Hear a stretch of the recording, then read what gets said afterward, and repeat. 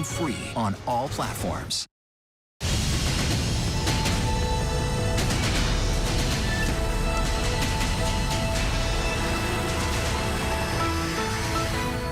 Tonight, a verdict in the high-profile trial that captivated the world. The details of a celebrity split splayed out for the world to see.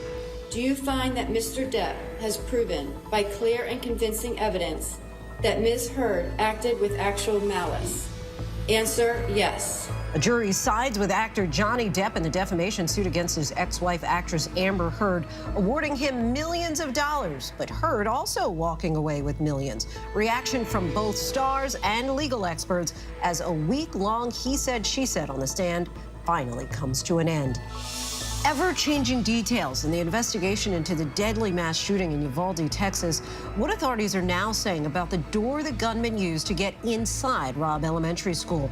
Plus, for the first time on camera since the day 19 children and 2 teachers were killed, the school's police chief appears publicly hours after being sworn in as a new member of the city council. And the final goodbye to a hero teacher who died protecting her students and her husband, who died of a heart attack days later. Nationwide price pain, inflation still soaring, and now the Treasury Secretary says she was wrong about its path. Tonight, we're joined by one of the only single mothers serving in Congress who says she's trying to do something to protect your money.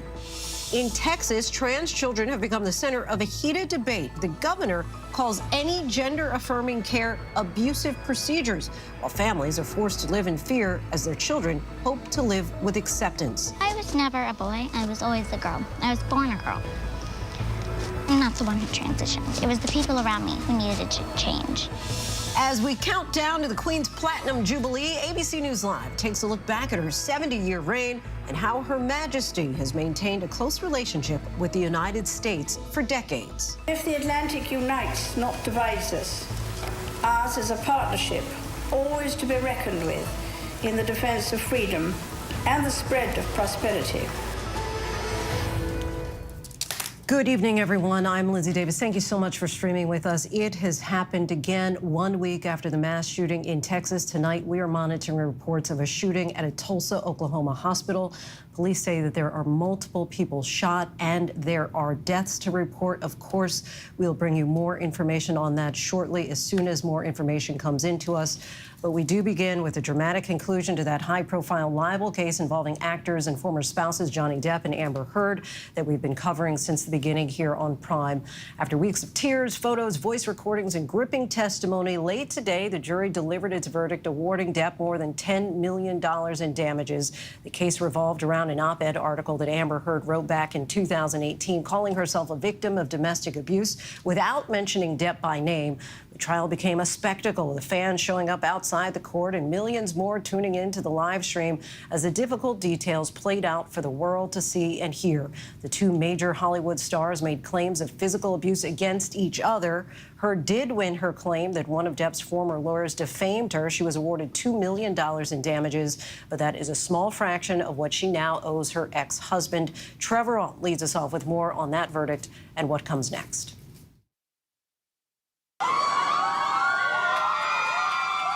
It's the trial that's captivated the world, and tonight, the verdict. Do you find that Mr. Depp has proven by clear and convincing evidence that Ms. Heard acted with actual malice? Answer, yes. The ruling unanimous, the jury finding Amber Heard liable for defamation against her ex-husband, Johnny Depp. Depp not inside the courtroom, seen performing at a concert last night in London. The jury saying Heard acted with actual malice against the Pirates of the Caribbean star, but also saying he was responsible for 1 count defaming her. The decision marks the end of a bruising 6-week trial. Shocking testimony and salacious accusations, claims of mental illness and drug use on both sides over the course of the couple's tumultuous 15-month marriage. Johnny Depp took the stand first with his own disturbing accounts. She could become quite violent.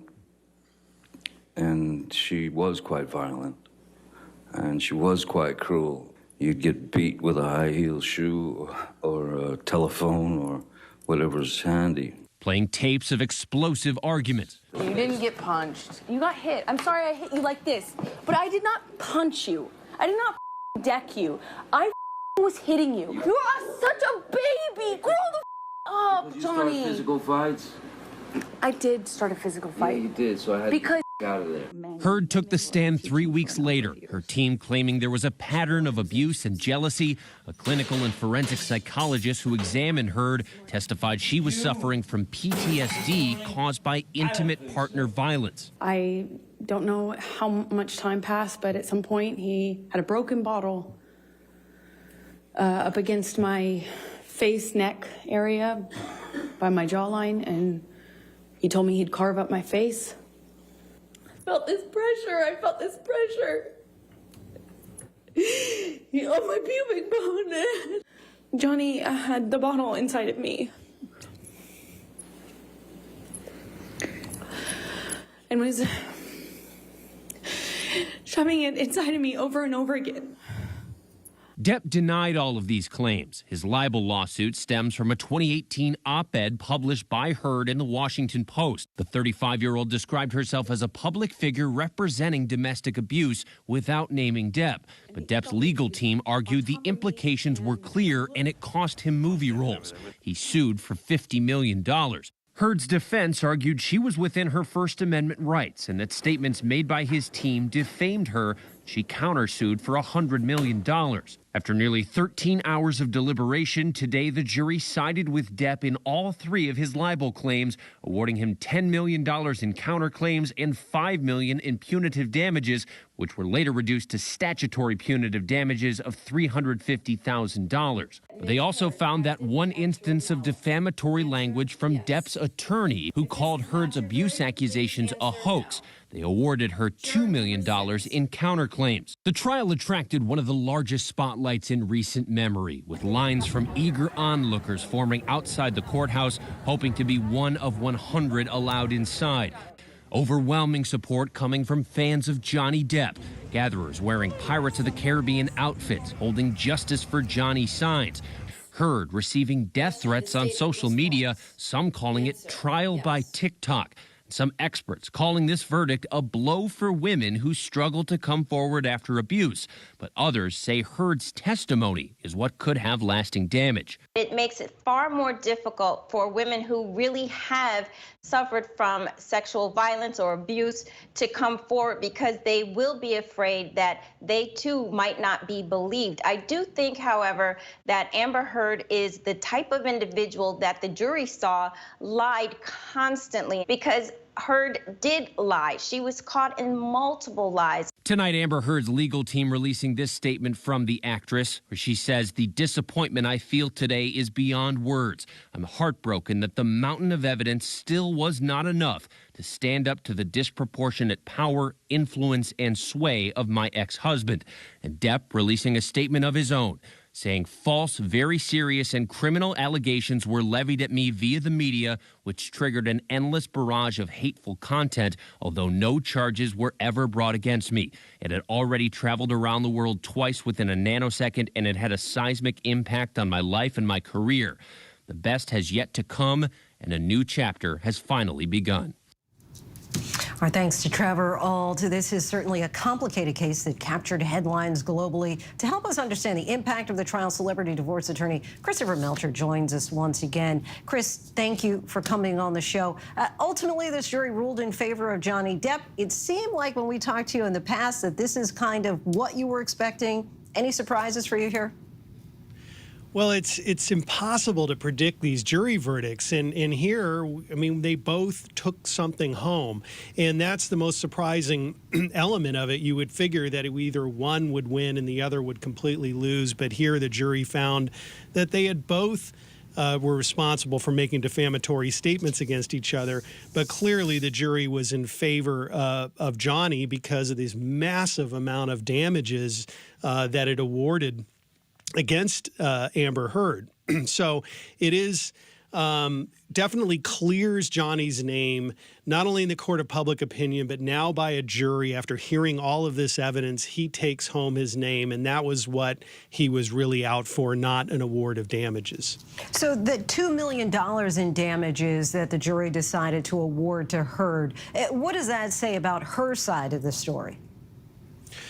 Well, Johnny's attorney, Adam Waldman, had made some statements to the press calling some of her claims a hoax, saying that she had called the police and her friends had called the police, claiming that Johnny had done something and that they had constructed or concocted this incident.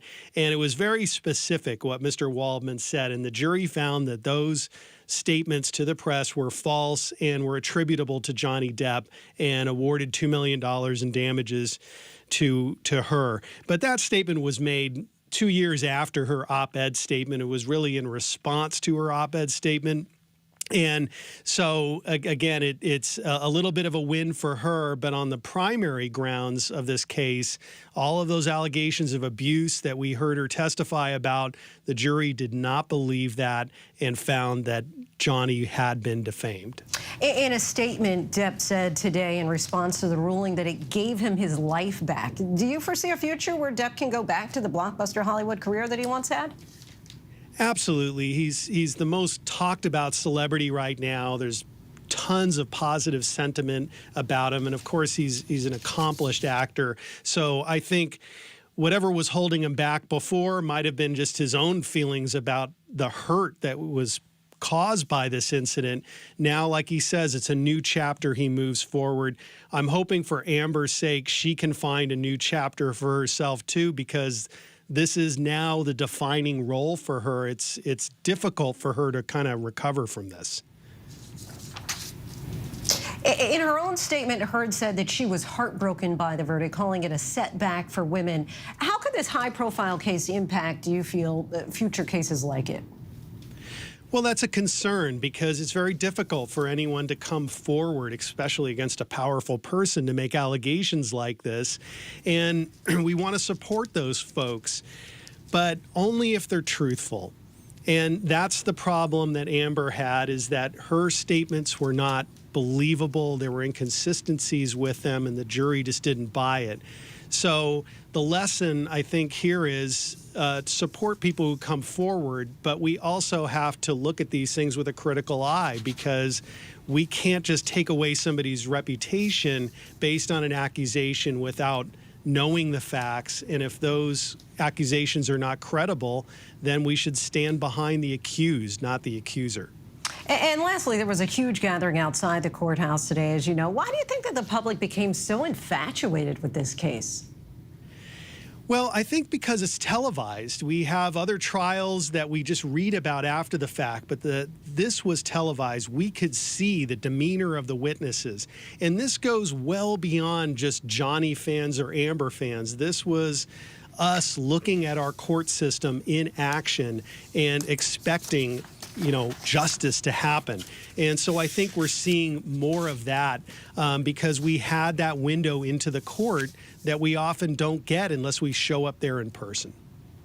Chris Melcher, we appreciate your time. Thank you so much. Thanks, Lizzie. Back now to that breaking news out of Tulsa, Oklahoma, where we are monitoring reports of a hospital shooting with multiple victims, and we're told that there are deaths. It happened a short time ago at the Warren Clinic in Tulsa. Police received calls of a man walking with a rifle. When they entered the building, they did find victims. The shooter is believed to be down at this time. This is a 5-story medical complex, and right now police are going room to room, securing the building. And joining us now on the phone is Captain Richard Muhlenberg with the Tulsa Police Department. Captain, thank you so much for joining us. Can you just kind of set the scene for us? What's happening right now? I can. I'll have to be a little brief. It's still an active scene, and I'm out here. Sure. So obviously, it's controlled chaos. We have numerous responding units out here, including Tulsa Fire Department, our EMSA personnel, and lots of other even federal agencies out here. Earlier in the day, we had a call of a male with a rifle at the medical facility. As officers were responding to the scene, it turned into an active shooter situation. So the officers immediately rushed to the second floor of the location where the shooting was taking place. When they got there, they found a few people had been shot. A couple were dead at that point. We also found who we believed to be the shooter and still believe to be the shooter because he had a long rifle and a pistol with him. Officers we're no longer in an active shooter situation at that time, as there was no shots being fired in the rest of the building. So everything got locked down. We started bringing in numerous resources because now we're doing a meticulous floor-by-floor, room-by-room search. The facility itself is 5 stories with hundreds of rooms and hundreds of people working here. So we're evacuating people. We're getting close to finishing the meticulous search right now, and it is calmed down. We have a reunification center set up for people trying to connect with their loved ones who might be here. So we're hoping that we don't find any more victims of this shooter. And I know you said a few shot, a couple dead. Could you give us any kind of number that you're aware of? I know I can tell you what I've been told right now by the officers who went into the core of the scene is that we do have 4 people who were shot and killed. One died after leaving the scene to try to get medical aid, and one of those 4 is going to be our suspect. We have an unknown amount of people who were wounded. I don't have an exact number on that. We're talking, somewhere under 10 who were wounded, and they're receiving care. But I believe right now that that's what we have for deceased is 4. Okay, and so the suspect is dead? Correct. Do you have any idea the age of the shooter here? I don't have it. I can't confirm it. I just have what we got on the radio earlier. So I don't want to say anything until I can actually confirm the information on the shooter.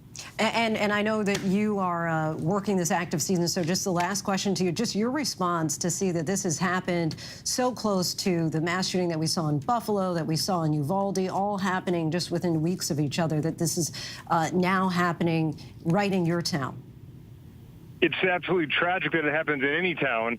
When it happens in our town, I'm just glad that our officers got in there as quickly as they did. It is absolutely horrifying that anybody loses their life because someone chooses to do something as horrific and just stupid as this. I'm glad it's not worse, but that doesn't take away from the pain of the people who actually have died from this tragedy. I couldn't tell you. I've been on a cop for 26 years, and these are always terrible. So I give lots of credit for the officers who ran in there and the medical staff and everybody trying to work the situation. It's awful. So, it's just a terrible situation. And the fact that it happened in these successions of shootings in this country is mind-boggling. It truly is. Captain Muhlenberg, we thank you so much for your time. Of course, appreciate your work and keeping us informed and up to date. And, of course, to our viewers, we'll continue to monitor this throughout the show. Captain, thank you so much. Thank you. And we turn next to the other most recent shooting in our country, Uvalde, Texas, where there is growing frustration over the shifting narrative in the mass shooting investigation. State police are now correcting their statement that a teacher had propped open the door that allowed the gunman to enter the school. They now say that the door was shut. The door was not locked. That comes as there are conflicting reports on whether the school police chief is cooperating with investigators. This all comes as more funerals were held today in Uvalde as the community grapples with that horrific tragedy. Here's ABC's Marcus Moore. Tonight, the Uvalde School Police Chief Pete Arredondo, who allegedly made the call for officers to wait outside those classrooms for more than an hour, tonight saying he is in fact talking with state investigators. This after the Texas Department of Public Safety said that the local police are cooperating with their probe. Arredondo has not responded to requests for a follow-up interview for days. Arredondo tracked down today by CNN. We've been in contact with DPS every day, just so you all know. They say that you're not cooperating. I've been on the phone with them every day. State investigators say Arredondo told officers to wait in that school hallway for more than an hour before they entered the classrooms where the killer had opened fire on 19 innocent children and their teachers. Of course it was not the right decision. It was a wrong decision, period. The school's police chief, Arredondo, has yet to comment on that assessment. Today, again, refusing to provide any new information. We're not going to release anything. We have people in our community being buried, so we're going to be respectful. I just want your reaction we're going to be the director McGraw saying that you were responsible for the decision to go into that room. How do you explain yourself to the parents? We're going to be respectful to the family. I understand that, but you have an opportunity to explain yourself to the parents. And just so you know, we're going to do that eventually, obviously. When? It comes as authorities once again revise the details of what happened that dreadful day. Initially, they said the gunman entered the school through a door a teacher had left propped open with a rock. That back door was propped open. It wasn't supposed to be propped open. It was supposed to be locked. It took an appeal from the teacher's lawyer to correct the record. Police now acknowledging she did pull the door shut after all, but it didn't automatically lock as it was supposed to. None of this, of course, will relieve the pain of the families now burying their loved ones. Today, the funeral for 10-year-old Jose Manuel Flores Jr., who reportedly wanted to be a police officer when he grew up. Hours earlier at the same church, pallbearers carrying a casket at the funeral of teacher Irma Garcia and her husband Joe. She was killed in her own classroom, trying to shield her students from a hail of bullets. Her grieving husband suffering a fatal heart attack just days later. Irma Garcia was one of 2 teachers who died protecting their students. Eva Mireles was the other. One of her close friends telling me today, both women are heroes. She went fighting. If you know Eva, she's a beast. She's going to fight to the end. And there's no doubt about that. And we know in our hearts that, you know, she's a hero, not only here in Uvalde, but throughout the whole community. And we know that for a fact. So many now know her as a hero. Marcus Moore joins us now once again from Uvalde. And Marcus, today the Uvalde School District said that students and teachers will not be returning to Robb Elementary School. What do we know as far as the plans for the school? Well, Lindsay, we know from what we've heard from many in the community here is that the children who survived the shooting at that school last week do not ever want to go back into that building. And district officials say that no students will return, that they will find other options and other facilities or locations for them to attend school. And in the meantime, the governor has instructed every school in the state to review their emergency plans, assess their safety needs, and provide a progress report by the fall, Lindsay. All right, Marcus Moore, our thanks to you. Now to the tropical threat headed for Florida. This comes after Hurricane Agatha slammed Mexico, killing 11 people and 33 others are still missing. The storm's remnants are part of a new system developing in the Gulf of Mexico. 40 million Americans from Texas to New York are on alert for severe weather. ABC's senior meteorologist Rob Marciano joins us now and tracking it for us. Hey, Rob. Hi, Lindsay. Let's start with the severe thunderstorms because they mean business. Detroit and Cleveland, parts of that downtown, those downtowns taking on damage. 70-mile-per-hour winds measured just outside of Cleveland. We've got damage across parts of the Northeast, including upstate New York. That front drapes all the way down to the Mexican border, where we have a severe thunderstorm watch up there as well, with the southern end of that front, and more flooding rains potentially tonight across parts of Oklahoma, Kansas, and Missouri. Tomorrow, the bullseye consolidates right over the nation's capital there in D.C., Baltimore, Richmond. Damaging winds, large hail, frequent lightning in the afternoon. And as you mentioned, we do have the disturbance in the Gulf of Mexico. These are leftovers of what was Hurricane Agatha coming into Mexico, and the National Hurricane Center here in the U.S. giving it an 80% chance of developing into a tropical cyclone, potentially our first named storm of the Atlantic hurricane season, which begins today. Either way, whether it's named or not, it will bring heavy rain to Florida. Friday and Saturday could see a half a foot in spots, so we are already on guard in Florida for this year's hurricane season.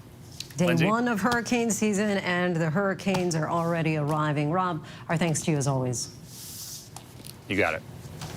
And when we come back, the rider pinned under a car and the Good Samaritans who rushed into action. What can be done about the soaring prices negatively impacting so many of our pocketbooks? Our conversation with one lawmaker trying to rein in some of those excessive prices. But up next on this, the first day of Pride Month, we're on the ground in Texas to hear firsthand why trans youth and their families are so concerned about new measures being pushed by legislators in that state. With so much at stake, so much on the line, more Americans turn here than any place else. ABC News World News Tonight with David Muir, America's #1 most watched newscast, now streaming on ABC News Live. This is ABC News Live. The crush of families here in Poland. At refugee centers in Putin's Russia. On the ground in Ukraine. Close to the front line. Here at the White House. Destructive Cat 4 storm. Here along I-5. Boston is in the bullseye. Let's go. We made it. ABC News Live, America's #1 streaming news. Anytime, anywhere. Streaming 24/7, straight to you for free. Thank you for making ABC News Live America's #1 streaming news. Admit it. These days, what you need to know seems to change just about every day. What is it that you really want to know, need to know? To help you not just get through your day, but to make the most of it. Feel smarter. Feel better. Feel happier. Well, how about a third hour of Good Morning America? GMA 3, what you need to know. Now streaming on ABC News Live. It's all about you. The hottest views in daytime are happening right here. We talk about things on this show that people don't talk about. That I can't wait to see. Honest takes from strong women. We need all hands on deck, and we need it right now. This is the time to speak out. Unafraid to get real. We stick by our points of view. We're all seeing it differently, and that's the beauty of The View. And that's why the most watched #1 daytime talk show is The View. Now streaming on ABC News Live. Is that the gun? That's not the gun. What is it? I won't ask you again then.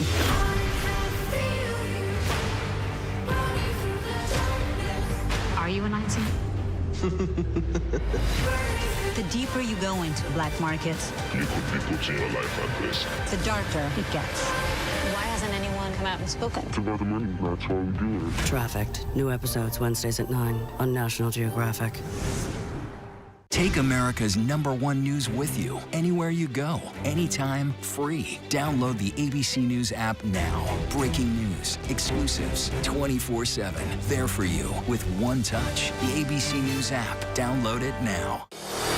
America's #1 news, ABC News.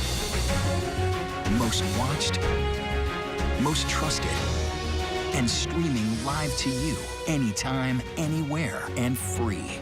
This is ABC News Live, America's #1 streaming news. Free to you 24/7. Watch America's #1 news whenever you want it, wherever you are, anytime. ABC News Live, streaming live and free on all platforms.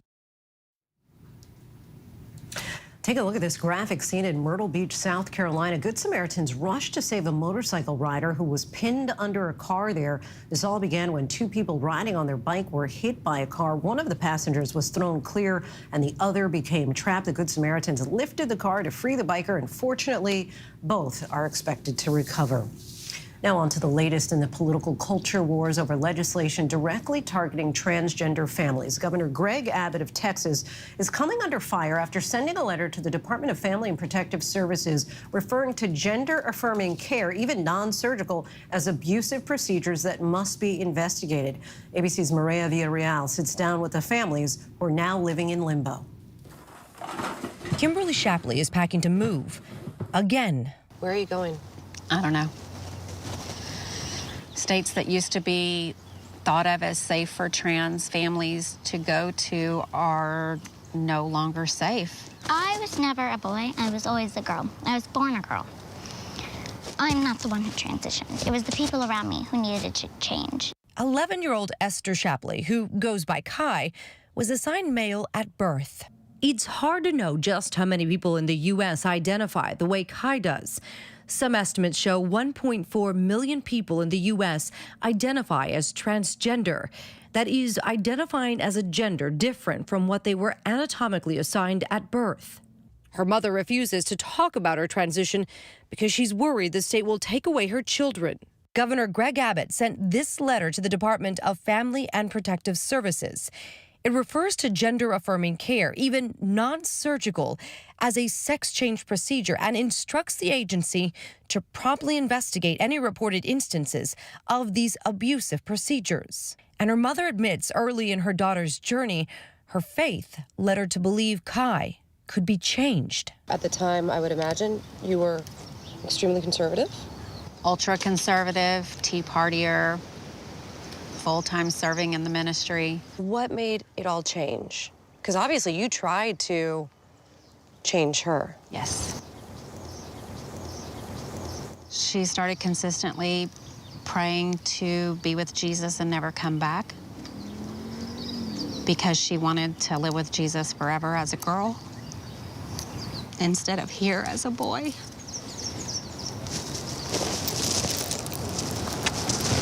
And those prayers reminded me of what I had read about the risk of suicide attempts and successful suicide attempts of transgender kids that aren't supported.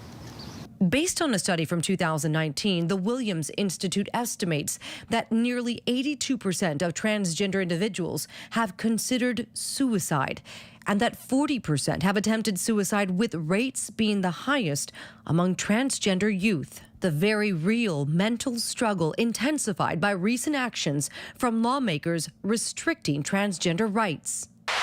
Are you opposed to transgender people selecting which bathroom they use, or is it about the way the government's gone about doing this? Well, actually, it's both. Texas legislators have been attacking me since pre-K. I am in 4th grade now. The number of proposed anti-trans laws are on the rise. 50 bills seeking to ban transgender youth from sports that don't align with the gender they were assigned at birth. 29 looking to ban gender-affirming medical care for transgender youth. And at least 27 bathroom bills restricting access to facilities based on how one identifies. Here in Texas, 40 bills were filed in the last legislative session that specifically targeted the transgender community. After doing research, I came to understand that gender affirmation surgery isn't done on minors, and that there is a whole array of medical options available for transgender youth. Amber Briggle has a 14-year-old transgender son. She testified last year against a proposed bill that would go after parents, doctors, and medical facilities who provide gender-affirming care to transgender minors. Taking that support away from him, or worse, taking him away from his family, because we broke the law to provide that support, will have devastating and heartbreaking consequences. Almost all of the Texas anti-trans bills filed in 2021 died, but celebration was short-lived. Today, Governor Greg Abbott sent a letter to the Texas Department of Family and Protective Services directing the agency to look into transgender care as child abuse. It is part of a larger pattern of emergency political culture wars over legislation across various states on the topic of transgender youth. This letter having immediate impact on several families. On Tuesday, Paxton issued his opinion. It's not the law, it's just the opinion. On Wednesday, Abbott issued his directive. And on Thursday, someone called CPS and reported us. And it was just a few days later when we had the caseworker in our home on our couch interrogating my children individually. It's never before been applied to these gender-affirming treatments. But what he essentially did is said that any of these treatments, because they affect the reproductive rights of the child, and reproductive rights are a fundamental right that we have, he wants additional scrutiny to ensure that it is not child abuse. The Texas Supreme Court reversed the temporary injunction on May 6th that had stopped the state from investigating transgender families. Investigations now able to resume, like the one the Briggles are dealing with. Amber's anger spilling onto social media, responding directly to Attorney General Ken Paxton. It is wrong to irrevocably change the sex of a child. They're willing to sacrifice these kids at the altar of some political agenda. Neither Governor Greg Abbott nor Attorney General Ken Paxton responded to our request for comment. In a perfect world, Kimberly would spend her days watching Kai and Caleb fish or play like normal kids. Instead, she lives in fear. We literally have to run drills at home, what to do if somebody breaks into the house, what to do if somebody gets in the house and kills their mother, what to do if CPS comes to school and takes them from me. But this is the life that you have right now. This is the life that every trans kid and their families have right now. For now, the family says they're living in limbo. They worry it's just a matter of time before the case goes back to court or more anti-trans bills are proposed. And as they plan their next move, Kai is steadfast in her role as an advocate for the trans community. You're 11 years old. Why would you put yourself in harm's way? Because people don't deserve what's happening. And I want to make sure that in the future, people will be safe and okay. Our thanks to Maria for that. Still ahead here on Prime, the investigation into a tragic parasailing accident that left one woman dead. Bill Cosby faces a new legal fight, but more on the allegations. And the NBA final showdowns, they are coming. Who are the teams vying to be called champs? We take a look by the numbers. But first, our tweet of the day. John Madden gracing the cover of the new Madden game for the first time since 2000.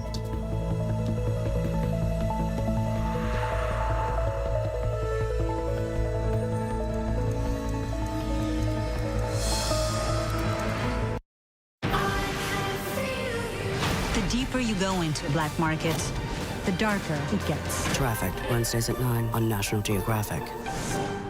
Right now, with so much at stake, Sunday mornings, this is the place. Taking on all the tough questions. Straightforward reporting. No spin, no hype, no bull. Thank you for making ABC's This Week with George Stephanopoulos the #1 Sunday morning news show versus the competition. Welcome to This Week. This is ABC News Live. The crush of families here in Poland. At refugee centers. In Putin's Russia. On the ground in Ukraine. Close to the front line. Here at the White House. Destructive Cat 4 storm. Here along I-5. Boston is in the bullseye. Let's go. We made it. ABC News Live, America's #1 streaming news. Anytime, anywhere. Streaming 24/7, straight to you for free. Thank you for making ABC News Live America's #1 streaming news.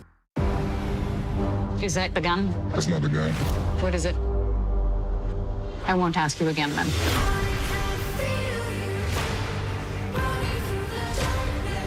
Are you a Nazi?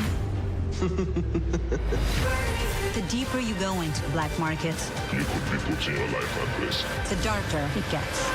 Why hasn't anyone come out and spoken? It's about the money. That's why we do it. Trafficked, new episodes Wednesdays at 9 on National Geographic. These days, with so much going on, it's hard to keep up. While others are recapping yesterday's headlines, We're bringing you the right now.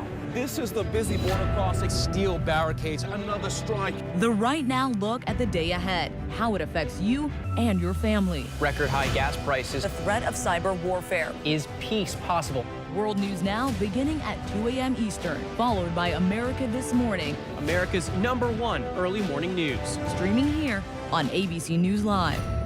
Take America's #1 news with you anywhere you go, anytime, free. Download the ABC News app now. Breaking news, exclusives, 24/7. There for you with one touch. The ABC News app. Download it now.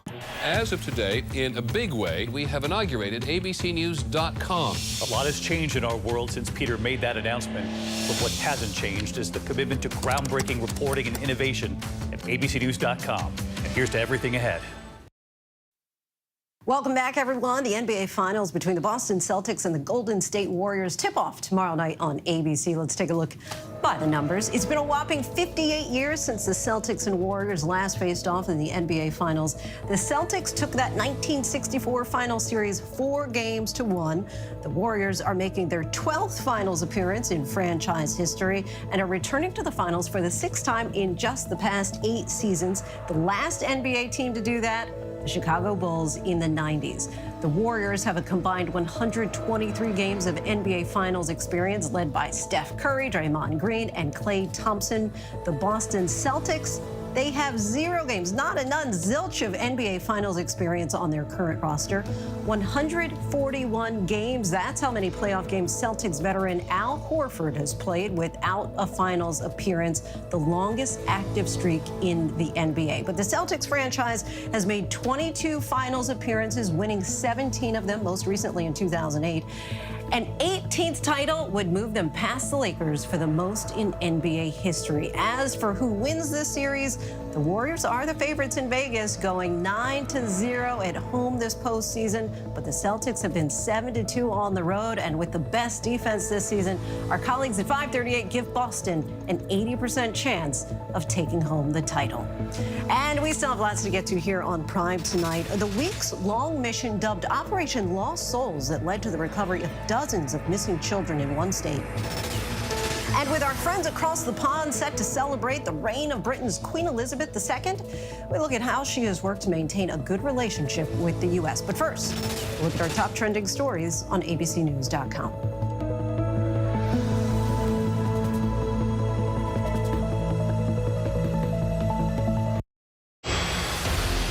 so much at stake in our world right now. We wanted to thank you for your trust and for making ABC News America's #1 news. And thank you for making ABC News Live America's #1 streaming news. Now streaming on ABC News Live 2020. True crime, cinematic, real-life drama, stunning, the unthinkable. Follow the clues. The Hunt. True crime 2020. Now streaming on ABC News Live. National parks are incredibly safe places, but crime will happen. Hey, Mama. My wife has fallen. She's in really critical condition. At that time, I thought it was just a tragic accident. There's still a lot of questions we need to ask. There were small things that didn't totally add up. This is 2 lives for Harold that have died now. I was shocked. Something's not right.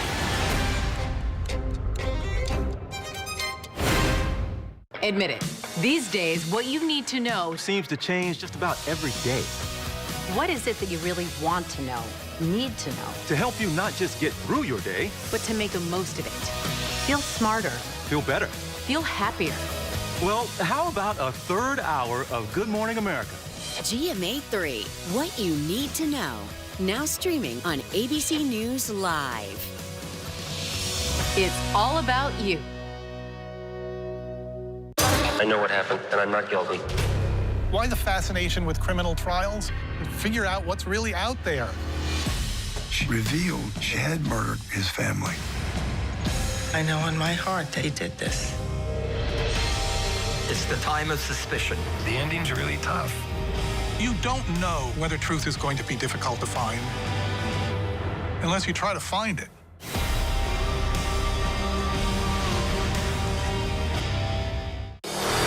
America's #1 news, ABC News. Most watched, most trusted, and streaming live to you anytime, anywhere, and free. This is ABC News Live, America's #1 streaming news. Free to you 24/7. Watch America's #1 news whenever you want it, wherever you are, anytime. ABC News Live, streaming live and free on all platforms.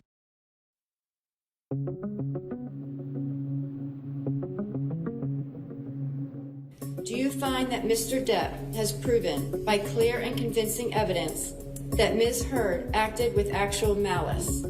Answer, yes.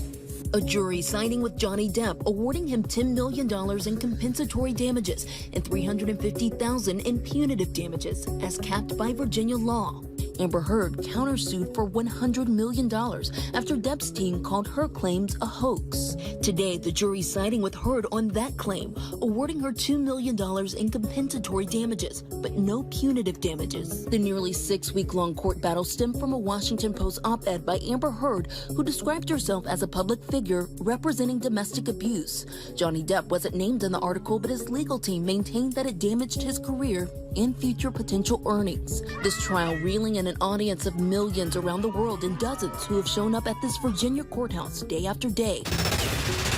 We're learning what led to these frightening moments immediately after a mother and 2 young boys suddenly collided with the bridge while parasailing. 33-year-old Supraja Alaparthi killed, both children hurt, boaters nearby rushing in to help. According to authorities, shortly after putting the 3 victims in flight, a strong gust of wind pegged the parasail. That means the sail filled with air and risked dragging the boat. The report says the captain cut the line tethered to 3 victims, dropping them from an unknown height and dragging them through the water by the inflated parasail until it collided with the old 7-mile bridge. ABC News has reached out to the company Lighthouse Parasail but have not heard back. On their website, they boast a spotless safety record.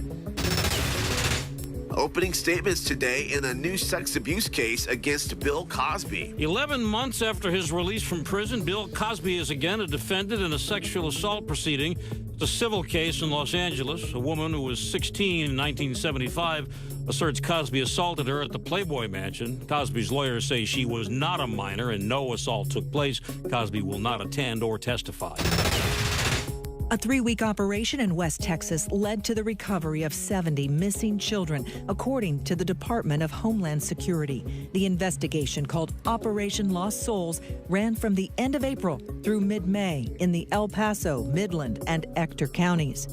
The missing children ranged in age from 10 to 17 years old. U.S. Immigration and Customs Enforcement say some of the children were victims of sex trafficking, physical abuse, and sexual abuse. The agencies say they're providing victim services and counseling to the children rescued and their families. Supply chain issues could hit some movie theaters right in the popcorn bucket. Wall Street Journal says at a recent industry convention was talk about tight supplies of everything from popcorn itself to the bags and buckets used to hold it. Today, we witness a tradition long standing in the United States Coast Guard. Change of command as the new admiral assumes leadership of our nation's oldest continuous seagoing service. Admiral Linda Fagan has become the first woman to lead the U.S. Coast Guard and the first woman to be the head of any branch of the U.S. military. At today's change of command ceremony at U.S. Coast Guard headquarters, President Biden praised Fagan's 36 years of service. Promotion earned through a career of outstanding leadership and accomplishment. Now we need to keep working to make sure Admiral Fagan may be the first, but not the only person. We need to see more women at the highest levels of command in the Coast Guard and across every service in the armed forces. Welcome back now to the soaring inflation. The price of gas is at a record high, $4.70 a gallon. Some states like California seeing prices much higher. Kaylee Hartung reports in from Los Angeles, where Americans are paying some of the highest prices in the country.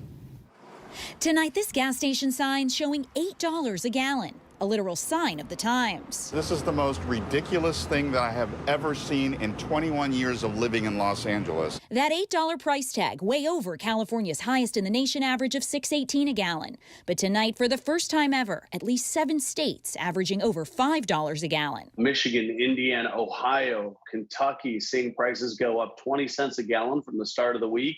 Gas prices usually peak by mid-May, but experts don't see prices coming down anytime soon, even after the summer. By the end of the year, gas prices probably won't be meaningfully lower than where they are today, with only small portions of relief here and there. It's going to be a very frustrating and long summer for motorists filling their tank. Gas prices and inflation, top of mind for American families. President Biden has said inflation is his top domestic priority. The Treasury Secretary acknowledging in an interview with CNN they underestimated inflation. I think I was wrong then about the path that inflation would take. Kaylee Hartung joins us now. And Kaylee, while Americans wait for relief, some states are actually taking action right now to try to ease the pain at the pump. What kind of examples are you seeing? Yeah, that's right, Lindsay. Some people are finding that relief at the state level. In New York, just today, they've suspended their 16 cents per gallon gas tax. And here in California, officials are discussing handing out gas rebates, but nothing there yet. Lindsay? All right, we need that relief any way we can get it. Kaylee Hartung, our thanks to you. Joining us now is someone who's trying to do something about the rising prices that we are seeing across the board. California Democratic Representative Katie Porter has been sounding the alarm for weeks now. Congresswoman, thank you so much for joining us tonight. We've all certainly seen these gas prices. It's just unbelievable, really, how much it is to fill up our tanks these days. And our team spotted these prices over the weekend in California. Gas for more than $8 a gallon in downtown Los Angeles. Not far from your district, actually. The House passed your bill, the Consumer Fuel Price Gouging Prevention Act, a couple of weeks ago, which would give the FTC authority to investigate any alleged price gouging by energy companies. Do you have any evidence that companies are hiking the prices unjustly? Yes, I do. Take a look at their profits and how they have changed month over month and year over year. So let me use the example of Shell, one of the companies. They announced last quarter a record-breaking profit of $9.1 billion. That is 3 times their profit from just a year ago. So if this was just about oil companies passing along the higher price of a barrel of oil at the pump, we wouldn't be seeing these profits quadruple. And your bill is unlikely to get 60 votes in the Senate. What can be done in that event to stop any price gouging that you say is happening? You call this a broken market, so how can it be fixed? Well, so I think this bill is one that the Senate should consider taking up. I think it is very, very consistent with long-standing capitalist policies of making sure that markets are working in a competitive way. We have a lot of consolidation among big oil companies. There are huge corporate players here, Chevron, ExxonMobil, Shell, and others. This is a market that really needs some regulation in order to be competitive. And we have it's been longstanding American policy at the state level that attorneys general can take action to crack down on price gouging in the event of a natural disaster or other kind of emergency. And what our bill would do is allow the president to make the decision that there is an energy emergency, for example, caused by something like the invasion of Ukraine, and then to empower the Federal Trade Commission to investigate. If you're a big oil company and you are not price gouging, you have nothing to fear from this bill. And you are, as you well know, one of the only single mothers in Congress. You have 3 children. You've spoken at length about just how you felt the pinch, certainly, as the cost of groceries have skyrocketed, gas. Last month, you reportedly gave an emotional speech to the House Democratic Caucus about just how inflation is hitting your family personally. Has it sunk in since then to your colleagues, do you feel, as far as the urgency of this crisis? Well, there was definitely urgency in the caucus around fuel and gas prices at the time I made those comments. And I was actually responding to my colleagues' concern about prices at the pump by saying we ought to also be concerned about the prices of food, because that really is it's a critical expense for families. There are very few ways to economize. We're already not eating out. We're already cooking. We're already changing our eating habits. We're saying no to the avocado, no to the blueberry, no to the bacon, yes to, black beans, yes to other kinds of things, yes to the generic brands to try to cut those costs. And so I do think it helped focus people on the price of food as another key expense that families are facing. And so now we're able to think about what we're going to do about the food costs that we've seen. I think there's some price gouging going on. Again, a lot of consolidation, a lot of market power, a lot of monopolies in the food market. It's a handful of companies, 3 or 4 companies that control 75, 80% of the market for bread, the market for pasta, the market for beef, the market for pork. And as a result, we really have to be concerned about price gouging in times like this for food. And it hits families literally at the dinner table. And our recent ABC News poll showed voters trust Republicans 50% as opposed to 34% for Democrats to handle the economy. With the midterms right around the corner, are you concerned that this single issue might actually cost Democrats both the House and Senate?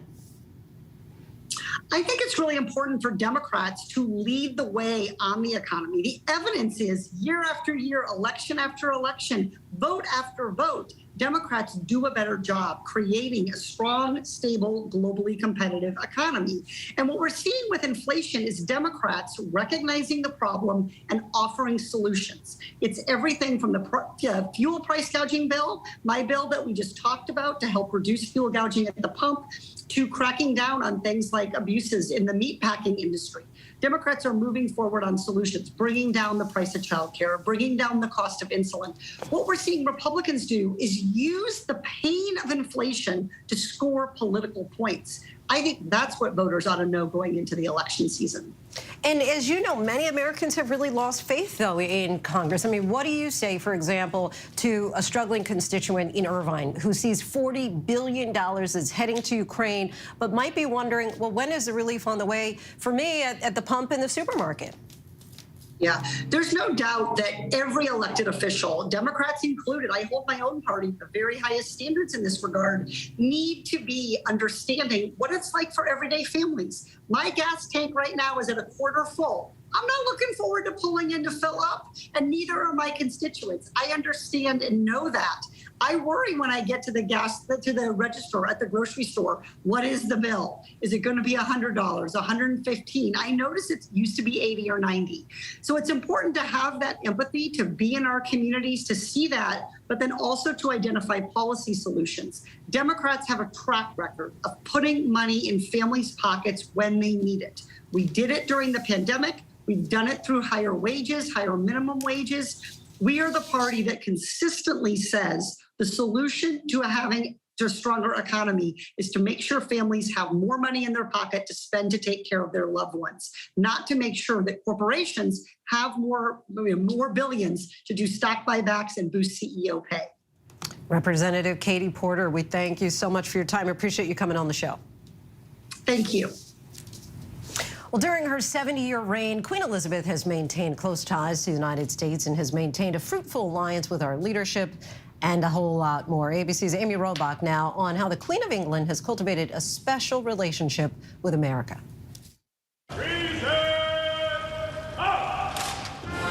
From royal salutes with the Bidens to an Orioles baseball game with President George H.W. Bush. This is a kick for the fans, and they are responding. Her Majesty the Queen has visited and long held a trusted alliance with the United States and its leaders. I bid you a most hearty welcome. A relationship she has maintained since her first visit stateside as Princess Elizabeth in 1951. I'm glad that before sailing for England, we had to have this chance of seeing at least something of the country with which the whole British Commonwealth has so many friendly ties. Those ties only strengthened over a 70-year reign. If the Atlantic unites, not divides us, ours is a partnership, always to be reckoned with in the defense of freedom and the spread of prosperity.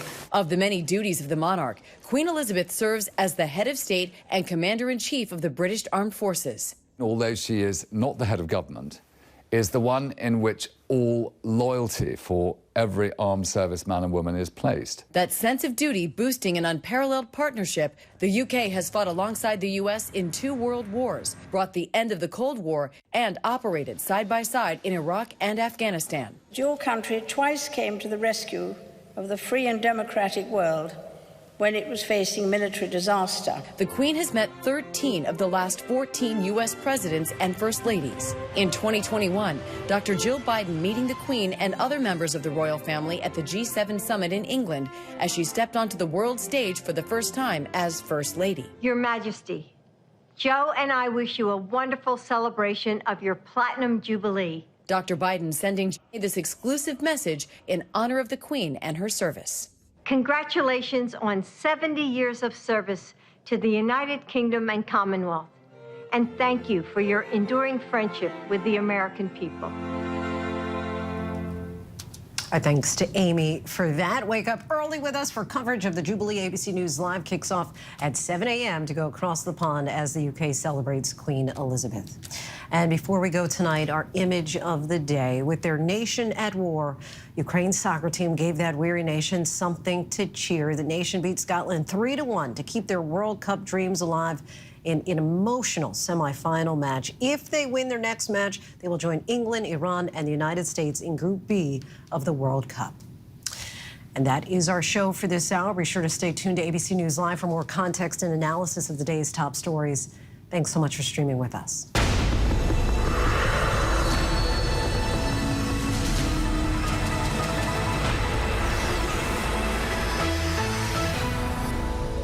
Coming up in the next hour, more on the shooting from that Tulsa hospital. The details just coming in. And some news on critical baby formula shipments heading to the U.S. Stay with us.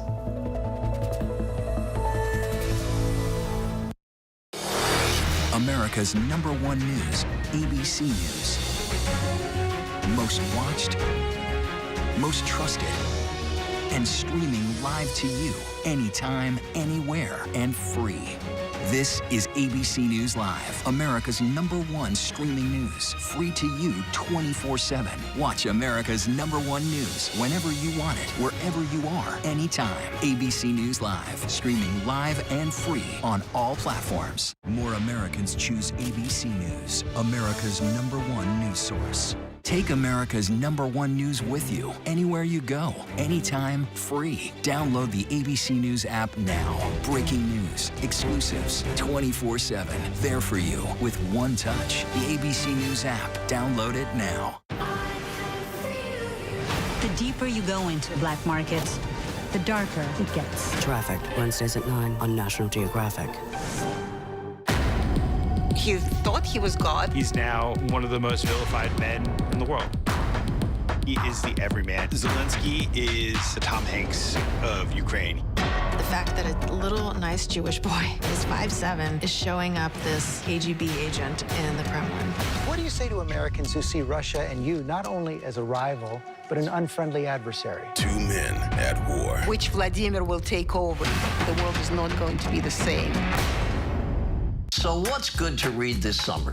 Well, Kate and I have decided to jump in and help you. And we're talking with Oprah, John Irving, and so many popular authors and influencers. So we want you to join us. Myself, Charlie Gibson, and my daughter, Kate Gibson. Oh, hey, that's me. That is you. For the new podcast series, it is called The Bookcase with Kate and Charlie. We will make sure you love what you read. Listen anywhere and anytime. The Bookcase Podcast, wherever you get your podcasts.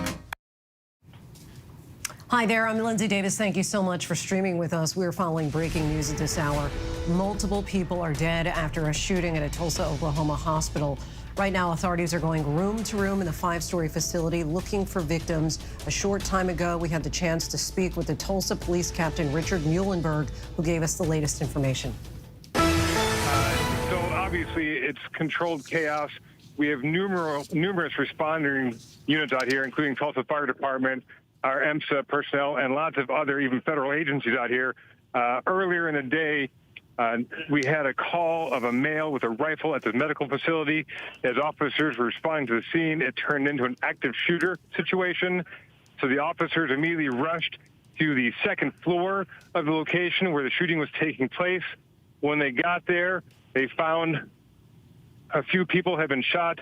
A couple were dead at that point. We also found who we believed to be the shooter and still believe to be the shooter because he had a long rifle and a pistol with him.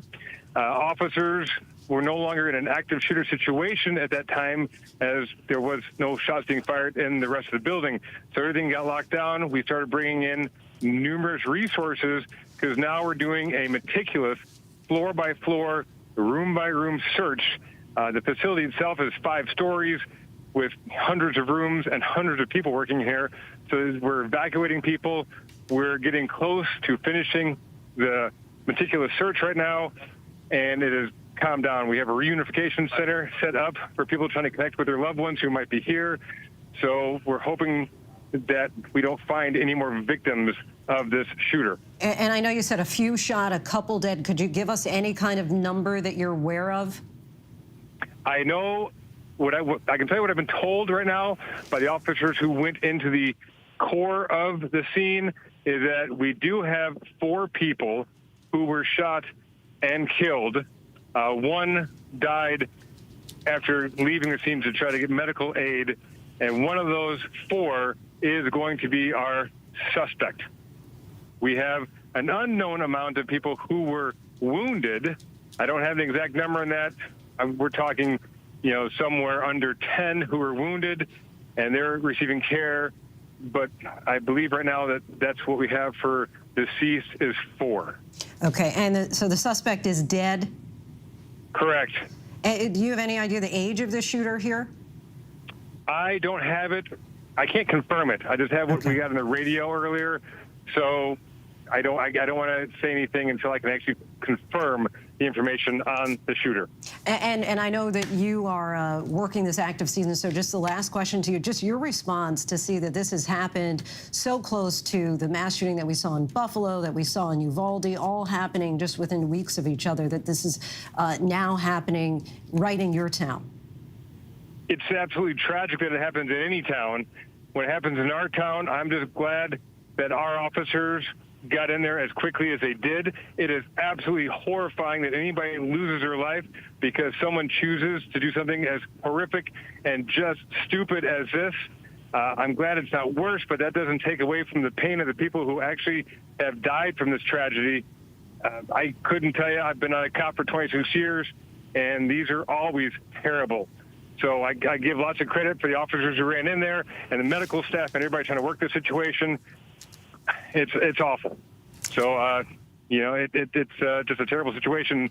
And the fact that it happened in these successions of shootings in this country is mind-boggling.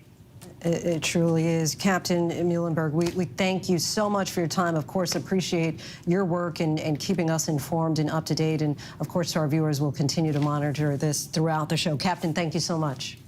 Thank you.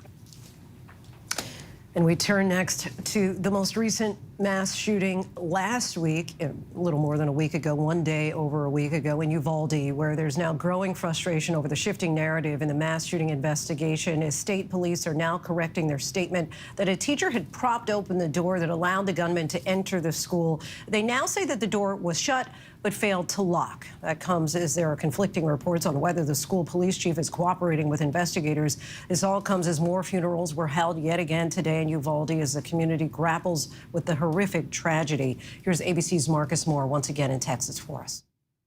Tonight, the Uvalde School Police Chief Pete Arredondo, who allegedly made the call for officers to wait outside those classrooms for more than an hour, tonight saying he is in fact talking with state investigators. This after the Texas Department of Public Safety said that the local police are cooperating with their probe. Arredondo has not responded to requests for a follow-up interview for days. Arredondo tracked down today by CNN. We've been in contact with DPS every day, just so you all know. They say that you're not cooperating. I've been on the phone with them every day. State investigators say Arredondo told officers to wait in that school hallway for more than an hour before they entered the classrooms where the killer had opened fire on 19 innocent children and their teachers. Of course it was not the right decision. It was the wrong decision, period. The school's police chief, Arredondo, has yet to comment on that assessment. Today, again, refusing to provide any new information.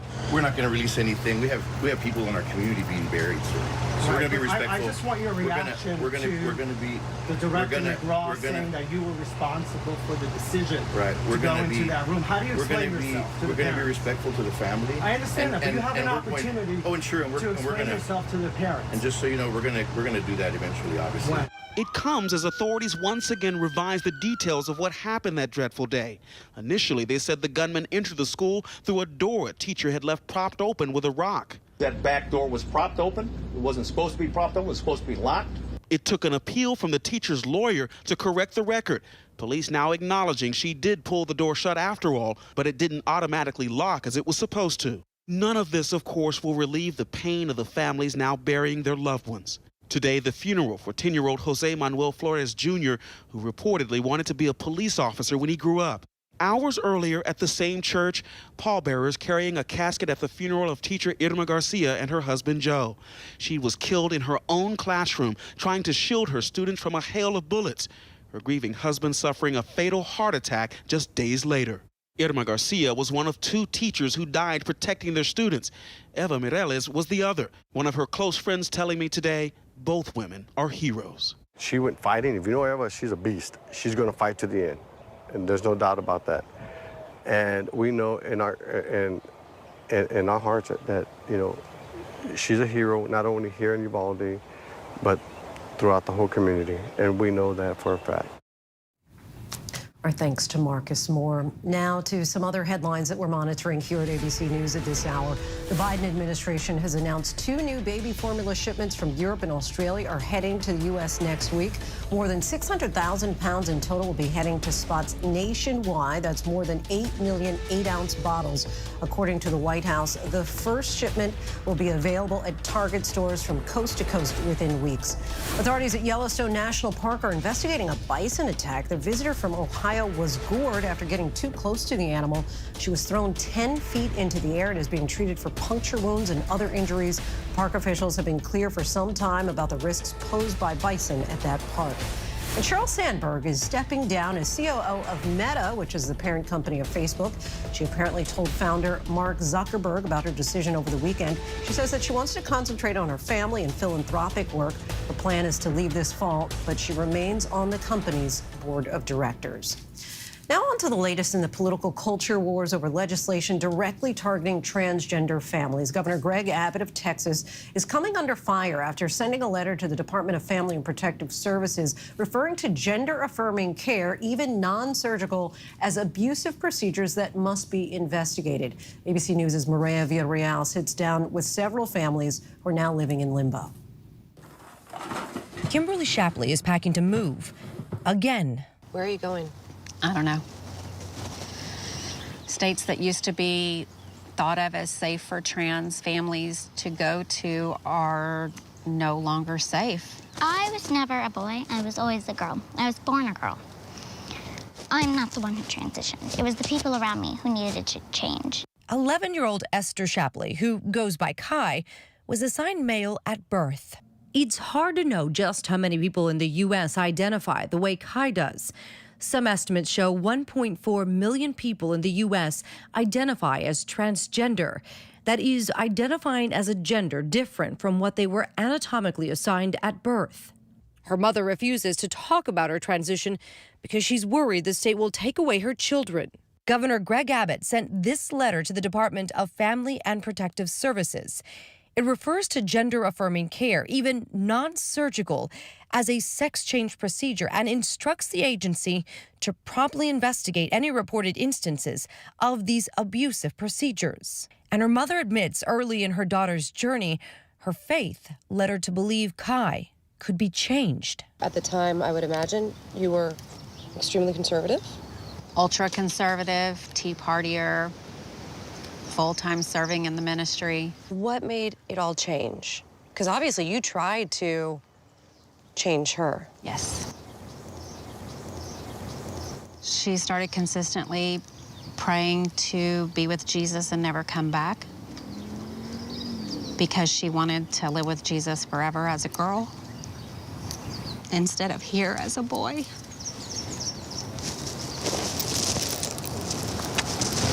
And those prayers reminded me of what I had read about the risk of suicide attempts and successful suicide attempts of transgender kids that aren't supported. Based on a study from 2019, the Williams Institute estimates that nearly 82% of transgender individuals have considered suicide, and that 40% have attempted suicide, with rates being the highest among transgender youth. The very real mental struggle intensified by recent actions from lawmakers restricting transgender rights. Are you opposed to transgender people selecting which bathroom they use, or is it about the way the government's gone about doing this? Well, actually, it's both. Texas legislators have been attacking me since pre-K. I am in 4th grade now. The number of proposed anti-trans laws are on the rise. 50 bills seeking to ban transgender youth from sports that don't align with the gender they were assigned at birth. 29 looking to ban gender-affirming medical care for transgender youth. And at least 27 bathroom bills restricting access to facilities based on how one identifies.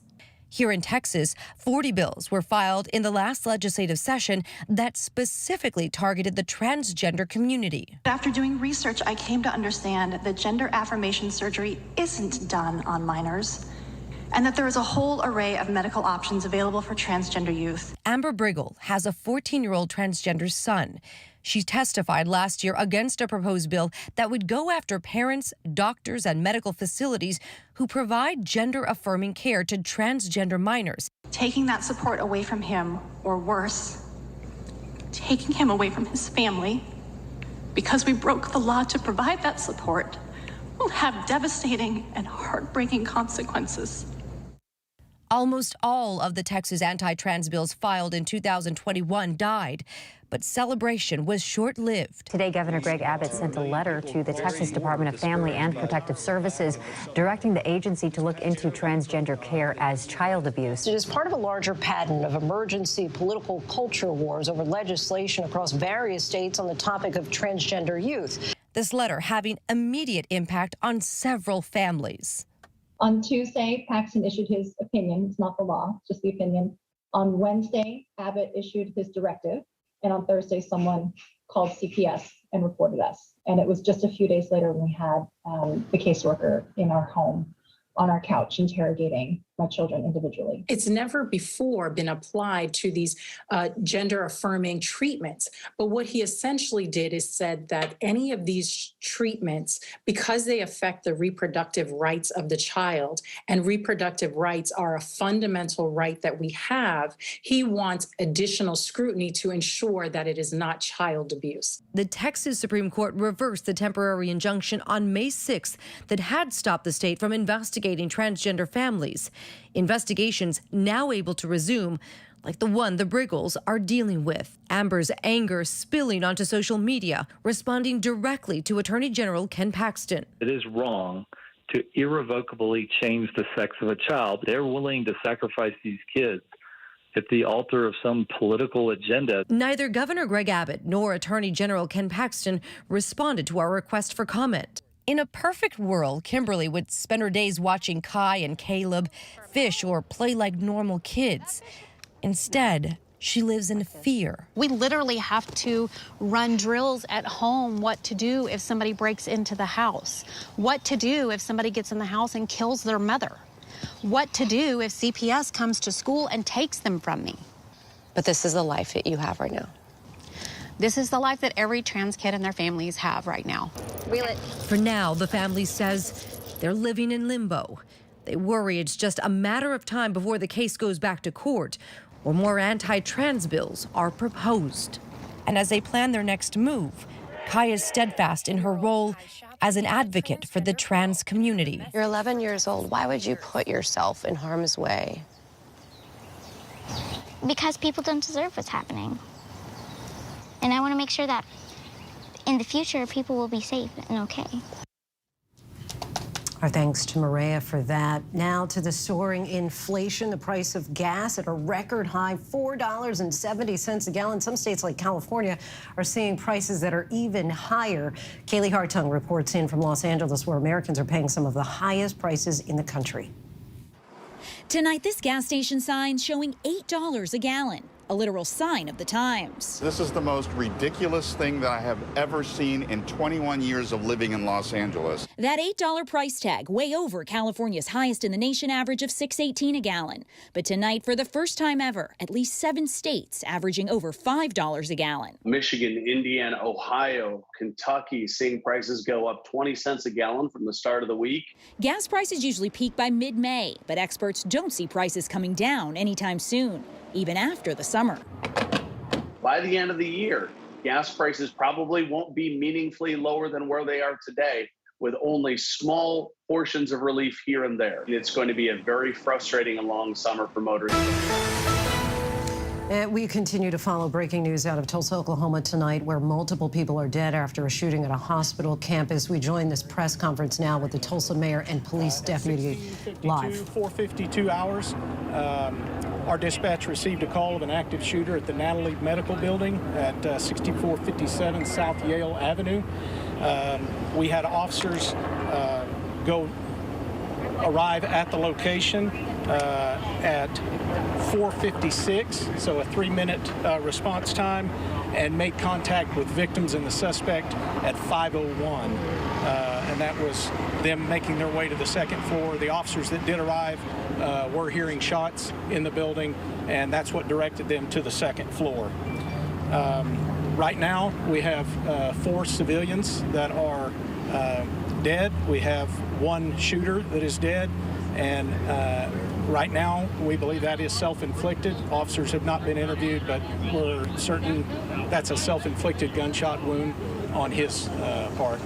The scene is fairly limited to 1 section of that floor on the second floor, and officers are currently and detectives interviewing witnesses that were throughout the building, and especially those on the second floor. No officers were injured. We have a reunification center set up at Memorial High School in the auditorium on the north end of Memorial High School for families that may have had somebody in this building at the time and have not been able to make contact. That is a location they can check in with for information. Right now, the suspect, we do not have an identity. That we believe we're getting close on the identity of the suspect. He is a black male, estimated to be 35 to 40 years old, and we have confirmed he had 1 long gun, a rifle, and 1 handgun on the scene at the time. That's what I have, and I will turn it over to... Can we confirm? I'll come back for those questions. Okay, thank you. What was yours? Well, you said 5 people total dead. Yes, 4 innocents, 1 shooter. Thank you. Yes. Dr. Cliff Robertson. I'm the CEO of the St. Francis Health System. And as you can imagine, we're an organization that believes in the power of prayer, and there is nothing more this community could do for us than to pray for the families and the loved ones and the victims of this senseless act. I can't stand here and not thank the first responders in this city. I mean, look around us. The response has been incredible, and I don't know that I've truly understood just how important our first responders can be and are every day. There will obviously be many questions, and there will be a very bumpy road, I think, ahead of us. But there are over 10,000 people that are part of the St. Francis Health System that every day commit their lives to taking care of people in need, taking care of everyone in need. And this senseless, horrible, incomprehensible act is not going to change that. I want to start by echoing Dr. Robertson's comments. This campus is sacred ground for our community. For decades, this campus has been a place where people have come to work, heroes have come to work every day to save the lives of people in our community.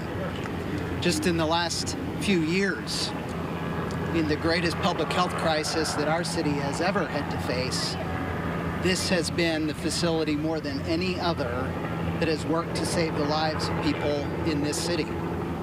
I have been out here to this campus repeatedly as mayor when our first responders have been attacked and when one of them was murdered. And it was the people who worked at this campus who were there for them.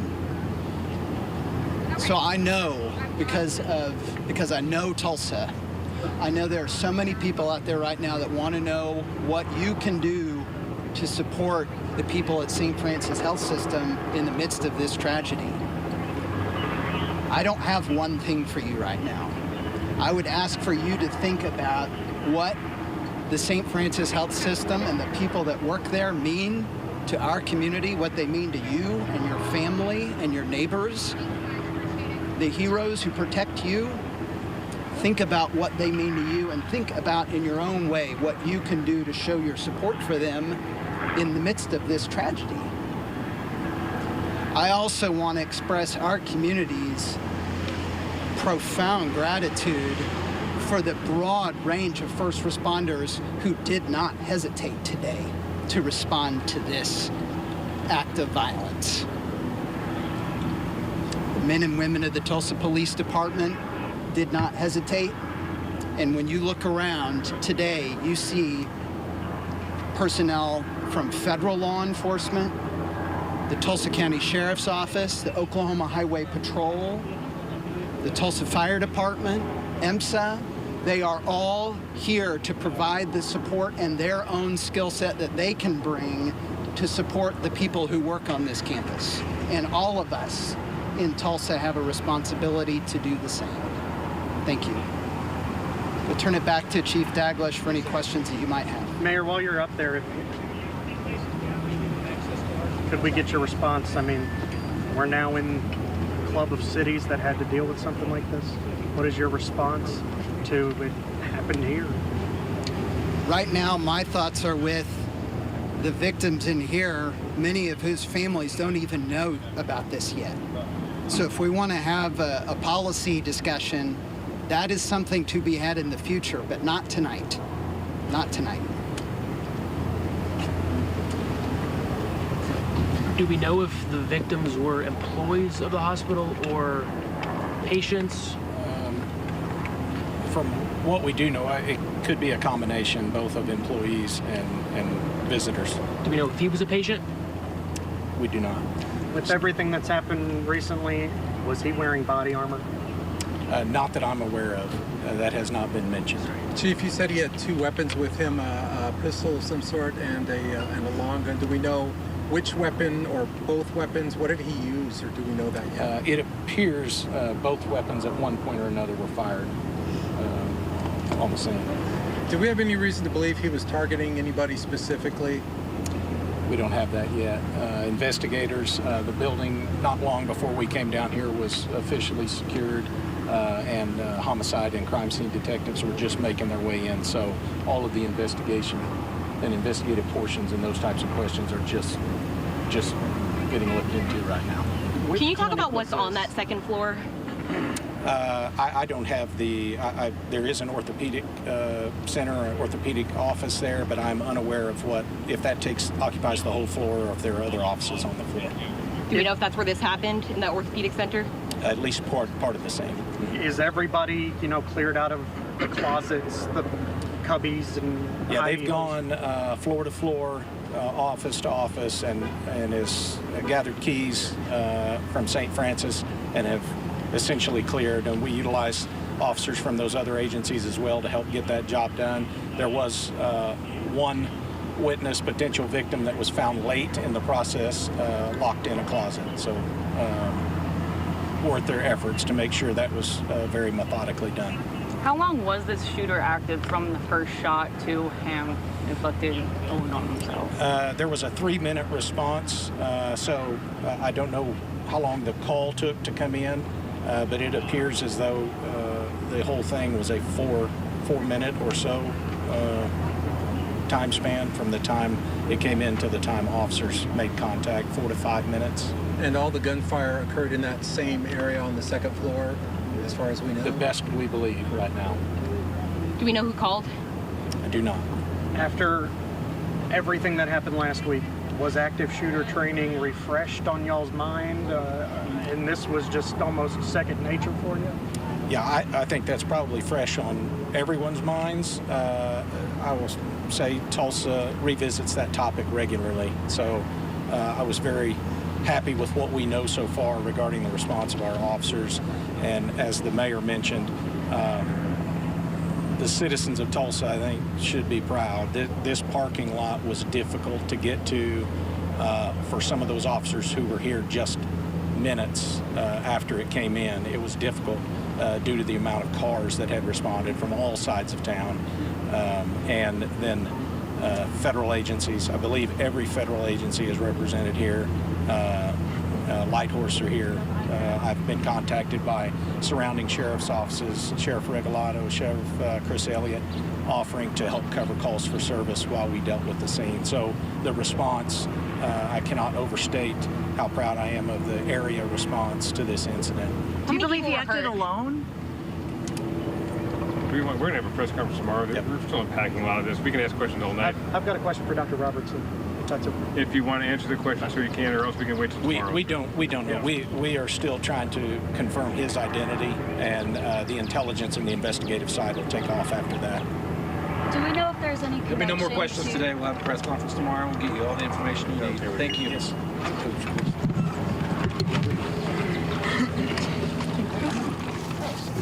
So there you have it, the third mass shooting in this country in just 19 days. This latest one at a hospital today in Tulsa, Oklahoma. The police say that 4 civilians were killed. The suspect is also dead, they say, from a gun-inflicted wound. They describe the shooter as a black male between the ages of 35 to 40 years old.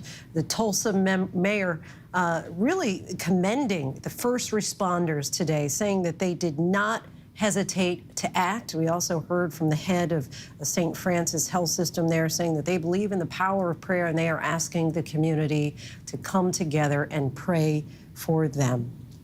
We'll be right back.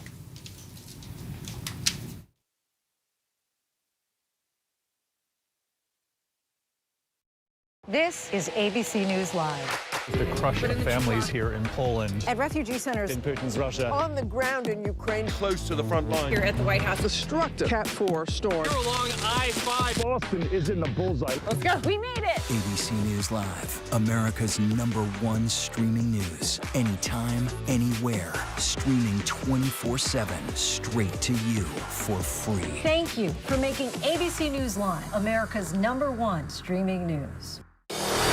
America's #1 news, ABC News. Most watched, most trusted, and streaming live to you anytime, anywhere, and free. This is ABC News Live, America's #1 streaming news. Free to you 24/7. Watch America's #1 news whenever you want it, wherever you are, anytime. ABC News Live, streaming live and free on all platforms. National parks are incredibly safe places. A crime will happen. Hey, Mama. My wife is fallen. She's in really critical condition. At that time, I thought it was just a tragic accident. There's still a lot of questions we need to ask. There were small things that didn't totally add up. This is 2 lives for Harold that have died now. I was shocked. Something's not right. Now streaming on ABC News Live 2020. True crime, cinematic, real-life drama, stunning, the unthinkable. Follow the clues, The Hunt. True crime 2020. Now streaming on ABC News Live. Take America's #1 news with you anywhere you go, anytime, free. Download the ABC News app now. Breaking news, exclusives, 24/7. There for you with one touch. The ABC News app. Download it now. Welcome back. We're tracking several headlines around the world. Tonight, at least 11 people are dead and dozens of people are missing after Hurricane Agatha blasted Mexico's southern state of Oaxaca. More than 40,000 people have been affected, and it's believed to be the strongest hurricane since records have been kept to come ashore in May in the eastern Pacific. The remnants of the storm are now headed toward the Caribbean and could become a tropical depression later this week. The FBI has outlined a plot by Iranian hackers targeting Boston Children's Hospital that's being called one of the most despicable hacks the agency has ever encountered. Director Christopher Wray says that quick actions by everyone involved thwarted what could have been a life-threatening situation for sick children.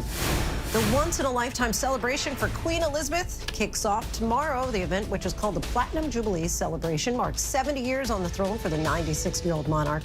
Major festivities are planned from tomorrow through Sunday. And still to come, 2 teens making history at their high school. That's in our local lowdown. Right now, with so much at stake, Sunday mornings, this is the place. Taking on all the tough questions. Straightforward reporting. No spin, no hype, no bull. Thank you for making ABC's This Week with George Stephanopoulos the #1 Sunday morning news show versus the competition. Welcome to This Week. Take America's #1 news with you anywhere you go, anytime, free. Download the ABC News app now. Breaking news, exclusives, 24/7. There for you with one touch. The ABC News app. Download it now.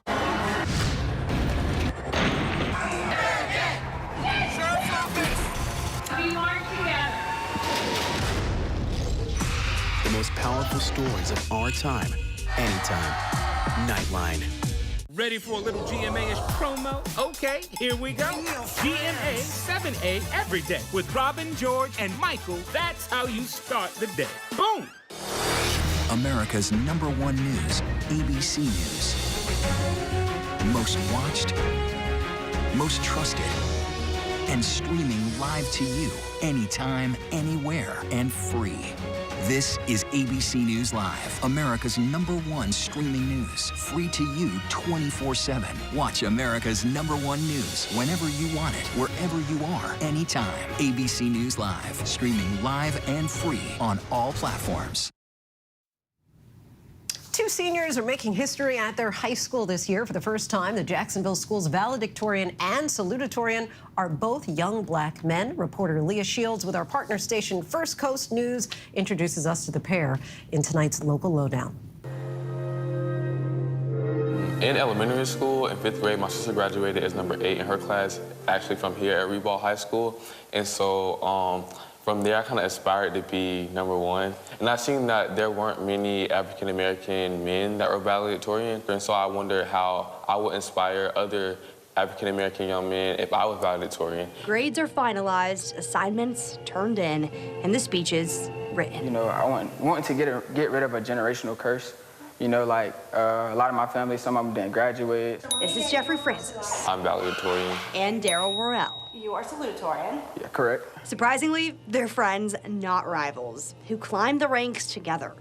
They're the 2 students with the highest grade point average out of their class of nearly 300. Becoming salutatorian, it kind of more so fell in my lap. I did work hard for it, of course, but it definitely was just like oh, I'm moving up in ranks. Okay, if a long list of extracurriculars. I've been in the WILD program at Jacksonville Zoo. And an associate's degree before they even graduate high school. Here, I became the co-president of National Honor Society. Is considered falling into your lap? Then sure. Both teens have a long resume. While they were sitting here, we just found out. discovering they're making history in more than one way. I'm also a first-generational college student. They've learned a few things throughout their 4 years. You can do anything that you can. It sounds cliche, but you really can do anything that you put your mind to do. And there's nothing wrong with being smart. Congratulations to those 2. That is our show for tonight. Be sure to stay tuned to ABC News Live for more context and analysis of the day's top stories. I'm Lindsay Davis. Thanks so much for streaming with us. Have a good night.